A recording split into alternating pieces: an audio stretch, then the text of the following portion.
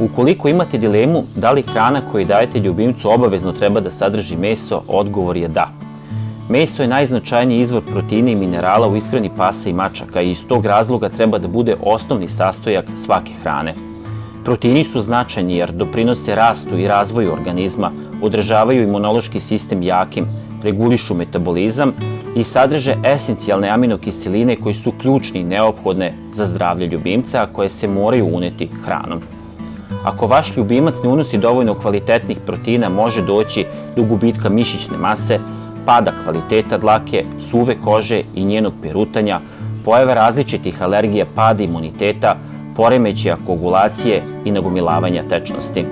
Minimalne potrebe za proteinima u ishrani odraslog, zdravog i normalno aktivnog psa su oko 17%, za štenad do 14. nedelje starosti i ženke u poslednjoj trećini graviditeta 25%, a za mlade preko 14. nedelje starosti 20% i to ukoliko proteini potiču iz najkvalitetnijih izvora.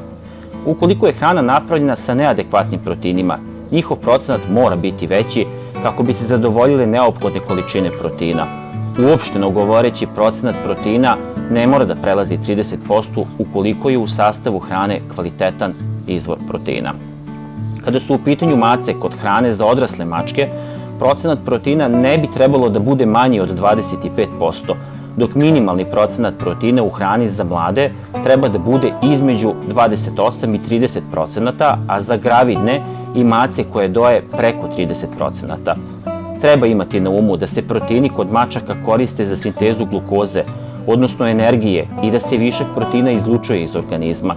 Samo proteini animalnog porekla mogu da obezbede dovoljne količine arginina. To je esencijalna aminokiselina koja je neophodna za eliminaciju uree, koja je produkt razlaganja proteina.